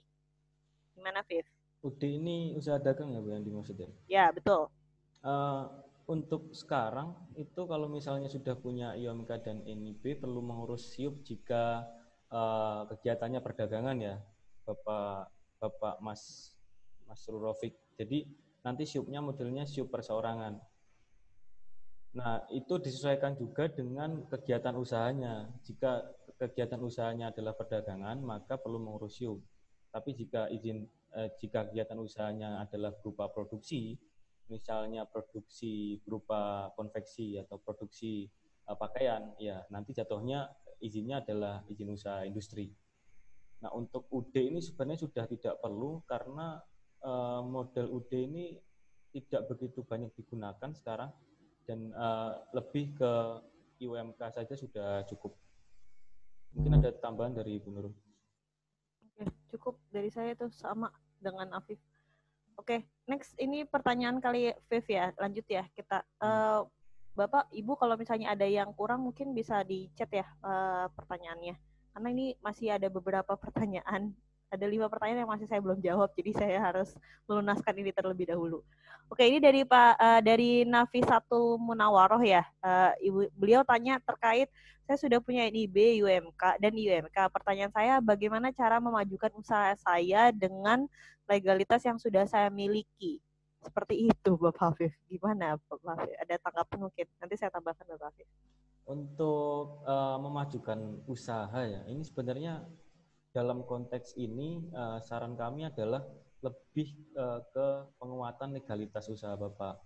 Nah, selain INB dan NIB dan UMK itu perlu mengurus izin usaha komersil. Misalnya kalau berdagang ya tadi jatuhnya adalah SIUP. Jika produksi ya jatuhnya IUI. Nah, penguatan legalitas ini berguna untuk meminimalisir resiko hukum ke depan sehingga komitmen bisnis kita tidak dipertanyakan kembali, terlebih jika usaha kita sudah berkembang jauh dan berencana untuk mengikuti tender atau kerjasama dengan orang lain, tentu legalitas kita perlu dipertanyakan, akan dipertanyakan oleh mitra kita atau yang membutuhkan kegiatan berupa tender. Selain itu, sekarang legalitas usaha itu diperlukan untuk mendapat insentif pemerintah. Nah, akhir-akhir ini kan banyak juga tuh insentif untuk UMKM dan itu kalau tidak salah mensyaratkan legalitas usaha yang lengkap sehingga insentif itu bisa turun ke Bapak Ibu. Jadi fungsinya ini legalitas itu cukup banyak selain untuk fondasi bisnis kita, fondasi legalitas atau fondasi hukum juga sebagai pendataan yang jatuhnya nanti berefek ke insentif ke UMKM dari pemerintah. Mungkin ada tambahan dari Ibu Nurul? Sudah cukup clear, jelas, Afif. Oke, next Viv, pertanyaan dari Bapak atau Ibu nih, atas nama Sutisna. Beliau tanya, perizinan apa saja yang harus kita miliki ketika kita mau usaha di rumah sendiri tanpa punya karyawan? Perizin ini maksudnya perseorangan ya? Tentu ya, jatuhnya perlu diurus terlebih dahulu adalah NPWP itu perlu valid. meskipun atas nama perseorangan, tidak ada tunggakan pajak, itu akan memudahkan kita untuk pengurusan legalitas. Nah, selanjutnya kita perlu mengurus IUMK. Nanti bisa melalui OSS dan membutuhkan izin usaha komersil, misalnya SIUP tadi jika perdagangan atau IUI jika produksi. Dan selanjutnya bisa mengurus pendaftaran merek ya Bapak. Untuk kegiatan bisnisnya mungkin nanti bisa ditambahkan di kolom chat sehingga bisa lebih jelas. Nah, pendaftaran merek bagi UMKM ini cukup penting ya saya kira, karena merek itu pelindungannya tidak mengenal usaha itu besar atau kecil. Jadi ketika merek kita sudah terdaftar, itu perlindungannya dilindungi negara, dan UMKM itu cukup terbantu karena jika melawan pengusaha besar itu, kalau merek kita sudah terdaftar duluan itu akan dilindungi. Contohnya ya tadi ada beberapa merek luar negeri yang telah mendaftarkan di Indonesia, kemudian didaftarkan terlebih dahulu oleh UMKM. Nah, yang diakui ya milik UMKM itu. Ada merek IKEA tadi misalnya, kemudian ada beberapa contoh merek yang lain. Untuk perizinan untuk kegiatan usahanya mungkin ada feedback dari Pak Sutesnya, bisa agar lebih jelas nanti advice-nya. Oke. Mungkin Pak Sutisna mau bisa join ke kami kalau misalnya ada pertanyaan yang kurang. Oh, jenis usahanya percetakan katanya Bapak Afif. Nah, untuk percetakan ini nanti jatuhnya izin usaha industri ya. Cuma dia izin usaha industri itu tentu harus melihat zonasinya, lokasi rumah Bapak agar bisa berlaku efektif. Dia di zonasi industri atau tidak. Dan yang perlu diperhatikan lagi adalah mengenai kelengkapan perizinan untuk lokasi usaha, misalnya ada IMB-nya atau tidak, ada SLF-nya atau tidak, gitu.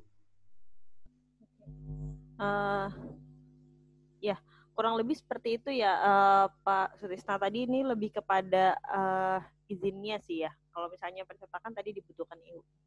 Oke, next ini pertanyaan dari Ibu Umi Bariroh. Beliau tanya terkait mengurus surat izin usaha lewat online dan offline, apa bedanya ya? Kalau sudah mengurus surat perizinan perizinan secara online, apakah perlu lewat offline? Kayak gitu. Ya, ini mungkin konteksnya OSS ya. Jadi pasca 2018 memang semua perizinan itu diarahkan ke OSS semua. Pintu masuknya OSS. Baik berupa SIUP, IUI, dan ada LPK juga di situ, dan beberapa izin yang lain. Jadi kalau misalnya dari perizinan online atau OSS itu sudah berlaku efektif, itu sudah bisa berlaku dan tidak perlu mengurus secara offline. Kecuali jika ada izin usaha yang diurus secara online melalui OSS itu yang belum berlaku efektif. Misalnya ada SIUP yang tipe 2 atau 3 yang dia berpotensi ada pengaruh ke lingkungan. Itu ada mekanisme-mekanisme untuk pemenuhan komitmen melalui offline, yaitu ke dinas PTSP setempat.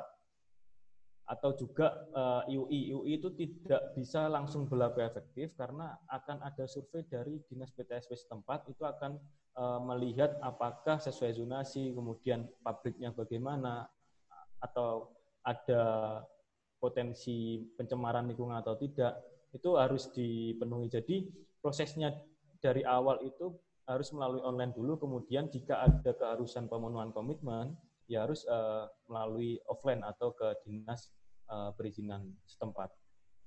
Ya, betul. Jadi kalau misalnya online itu cukup, Bu, kalau misalnya nanti keluar izin usahanya berlaku efektif ya, kalau output izinnya keluarnya tertuliskan bahwa berlaku efektif. Tapi kalau memang output izinnya tertuliskan belum memenuhi komitmen atau belum berlaku efektif, berarti itu perlu koordinasi dengan dinas setempat, Bu. Berarti itu harus ada yang namanya submit penambahan izin ya atas pemenuhan izin tersebut supaya izin tersebut berlaku efektif dan dapat memenuhi komitmen seperti itu. Oke, next ini ada pertanyaan dari Bu Yusnaini ya. Saya baru memulai usaha sepatu rajut dan masih awam tentang perizinan. Saya hanya merajut, sedangkan pengesolannya dilakukan oleh pihak lain. Tapi usaha saya baru mulai dan dikerjakan berdasarkan pesanan. Paling banyak dalam sebulan pesanan hanya sampai 10 pasang. Tapi itu pun jarang, kadang malah dalam sebulan tidak ada pesanan. Perizinan seperti apa yang harus saya urus? Saya seorang PNS, bolehkah saya mengurus izin usaha atas nama saya? Terima kasih.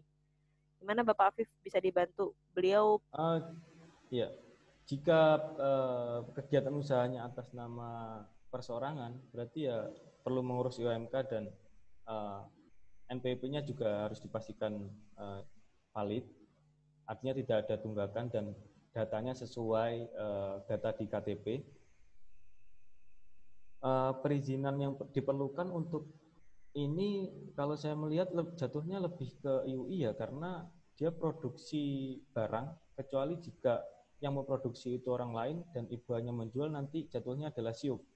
Nah, IUI itu kesulitannya yang sudah saya sampaikan tadi adalah perlu pemenuhan komitmen ke dinas PTSP setempat, dan itu akan disurvei pabriknya, kemudian limbahnya ada atau tidak. Itu yang mungkin menjadi nanti akan sedikit hambatan.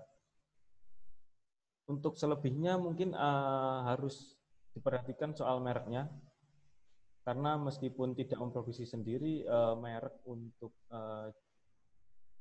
penjualan itu cukup penting untuk dilindungi. Kalau untuk PNS ini tidak, setahu saya tidak ada hubungannya untuk UMK atau badan usaha untuk pengurusan izin, jadi tidak berpengaruh.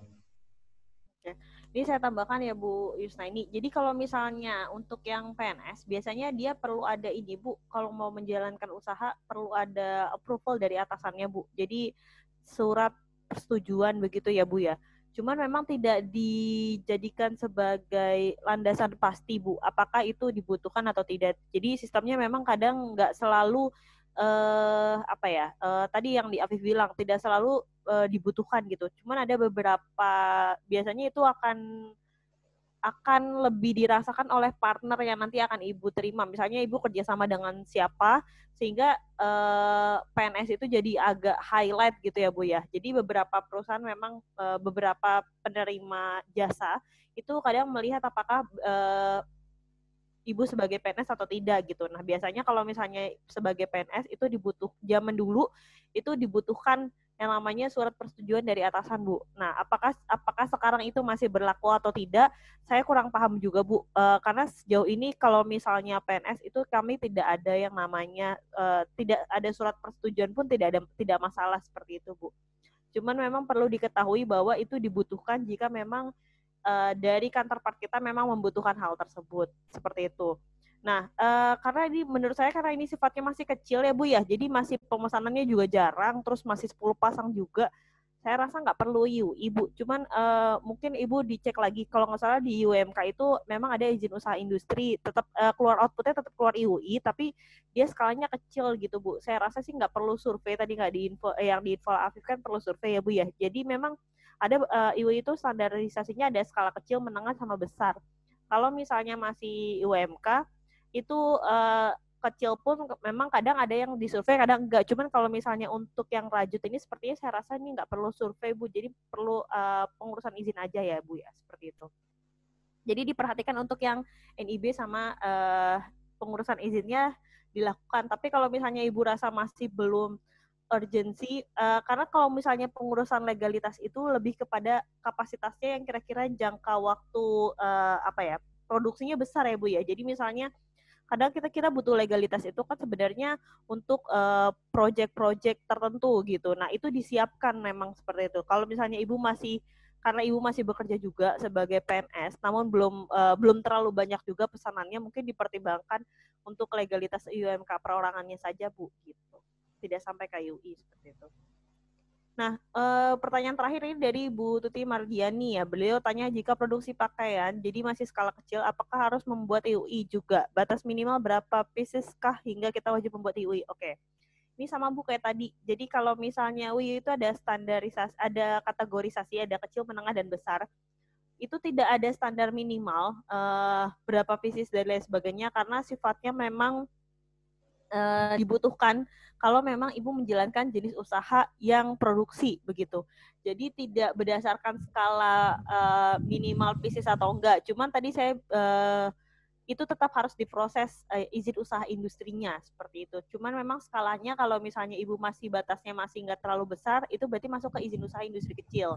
Atau misalnya kalau skalanya sudah mulai sedikit besar, masuk ke izin usaha industri menengah seperti itu. Jadi skala batas minimal itu berdasarkan tadi skala industrinya kecil, menengah atau besar. Tapi apakah itu perlu atau tidak, itu tetap diwajibkan seperti itu. Oke, dari pertanyaan yang dikirimkan sudah terjawab semua, panitia. Ini untuk selanjutnya bagaimana atau dari Bapak Ibu ada yang ingin ditanyakan lagi? Boleh nanya satu lagi nggak, Bu? Boleh, silakan Pak. Ya. Tadi kan untuk pengurusan merek itu ada memasukkan kelas, kategori pemilihan kelas ya. Kemudian untuk pakaian kelas 25 dan untuk toko kelas 35. Nah, itu diurus bersamaan atau satu-satu? Kalau saya toko online berarti tetap ngurus kelas 35 ini atau berbeda antara online dan offline? Oh iya, silakan dibantu. Bisa saya bantu jawab. Untuk pendaftaran merek 2 kelas sekaligus itu bisa dilakukan, Bu. Untuk sekali pendaftaran nanti disubmit langsung 2 kelasnya.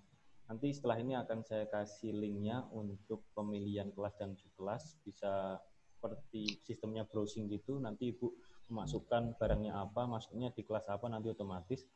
Nah, namun saran saya sebaiknya didaftarkan sendiri-sendiri. Tapi sehingga nanti nomor pendaftarannya masing-masing.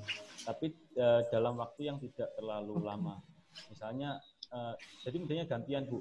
Kelas 25, terus kemudian kalau sudah selesai submit, kemudian kelas 35. Nah, kenapa? Karena di merek itu yang ditolak itu masing-masing kelas.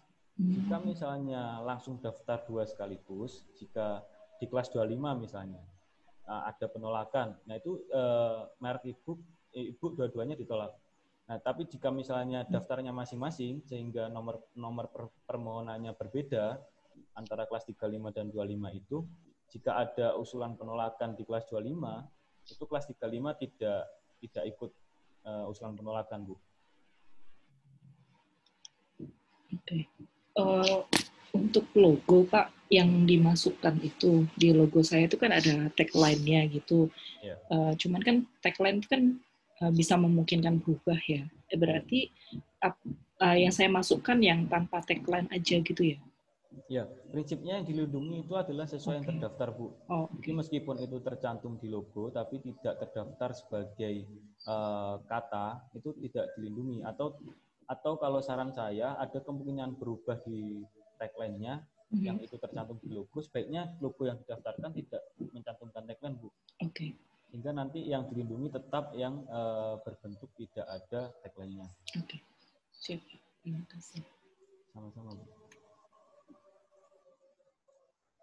Pak Afif, ini ada titipan pertanyaan dari Bu Ana. Tadi barusan Bu Ana mencoba buka situs di DJKI. Nah itu tadi saya WA ke Pak Afif sih hasil screenshot dari setting Bu Ana. Nah terkait insert logo itu ada keterangan menunggu tanggapan substantif. Nah, Ibu Ana bertanya itu maksudnya apa tuh? Oh iya. Ya, mohon maaf saya baru lihat, Bu. Untuk merek milik Bu Ana, merek Saka ini menunggu tanggapan substantif. Ini berarti ada usulan penolakan, Bu. Kalau Ibu belum terima usulan penolakannya bisa di follow up ke DJKI langsung. Karena batas waktu menanggapi tanggapan usulan penolakan ini hanya 30 hari, Bu. Jadi sebaiknya segera di follow up. Bisa siapa Bu Aminah tadi namanya? Bu Ana Arianti, udah jelas Bu? Apakah sudah menerima usulan penolakan atau belum? Kalau Belum, Pak. statusnya di PDKI begini berarti merek Ibu menerima usulan penolakan Bu, dan harus segera ditanggapi. Follow up-nya kemana, Pak? Follow up-nya ini saya kasih link-nya ya Bu, bisa live chat. Link-nya. Iya. Untuk pendaftarannya dulu melalui online atau langsung ke loket ya Bu? Saya lewat Dinas Perindustrian dan Energi. Oh iya. Jadi di apa? Follow up-nya bisa ke, selain ke DJKI bisa ke dinasnya ya Bu? Karena dinasnya ya Pak ya? Biasanya dikirim melalui email Bu, sesuai permohonan pendaftaran dulu emailnya. Oh gitu ya, saya tidak ada di info dari sana. Mungkin saya tanyakan saja Pak ya. Iya. Di ini ya, dgip.go.id ya. Iya, itu nanti ada di pojok kanan bawah ada chat, bisa Ibu chat dan biasanya ditanggapi di hari kerja Bu. Kemudian yang atasnya skm.dgip itu tadi untuk Bu Feby terkait pengecekan kelas dan subkelasnya. Nanti bisa memasukkan barangnya, nanti otomatis keluar di kelas berapa. Iya Pak, terima kasih Pak Afif. Iya. Nah untuk tanggapan ini yang perlu diperhatikan, perlu didetailkan ya Bu. Kira-kira nanti biasanya di usulan penolakan itu ada merek oposisinya. Merek Ibu itu ternyata ada pemiripan dengan merek apa gitu ya. Nah itu yang perlu diperhatikan adalah Ibu berusaha meyakinkan DJKI bahwa merek Ibu dengan merek yang usulan penolakan itu punya unsur pembeda yang dominan. Mungkin itu yang bisa dipikirkan dari sekarang. Karena mungkin dari namanya Pak ya, kan ada beberapa nama Saka itu. Iya. Sakanya banyak, ada beberapa, nggak banyak sih, ada 6 item, 6 logo, tapi kan dari logo berbeda, tapi mungkin dari nama itu, jadi diusulkan penolakan ya. Ya terima kasih Pak Afif. Ya sama-sama Bu.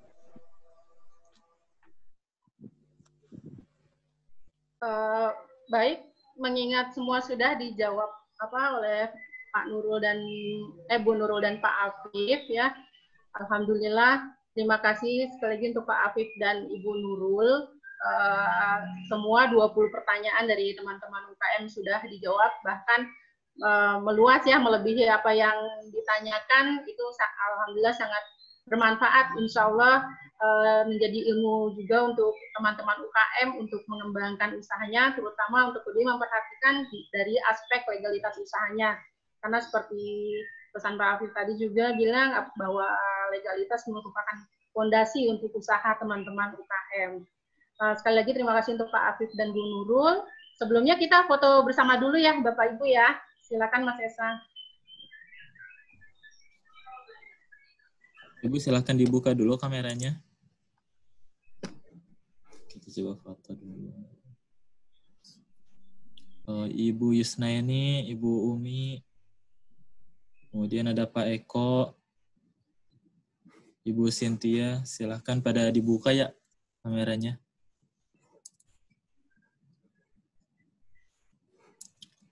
Oke, saya mulai ya. 1, 2, 3. Oke. Siap.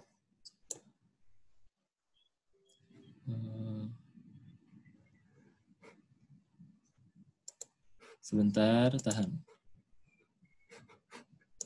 Saya foto sekali lagi ya. 1, 2, 3. Oke. Oke, Mbak Aminah, silakan. Baik, alhamdulillah kita telah menyelesaikan rangkaian sesi konsultasi dan pendampingan hari ini. Sekali lagi kami mengucapkan terima kasih kepada Bapak Afif dan Ibu Nurul dari smartlegal.id. Juga terima kasih kepada Bapak Ibu sekalian yang telah meluangkan waktunya. Insya Allah begitu banyak ilmu yang kita dapatkan pada hari ini. Jangan lupa sekali lagi kami mengingatkan pekan depan kita bertemu lagi di minggu pagi pekan depan untuk materi selanjutnya yaitu manajemen produksi.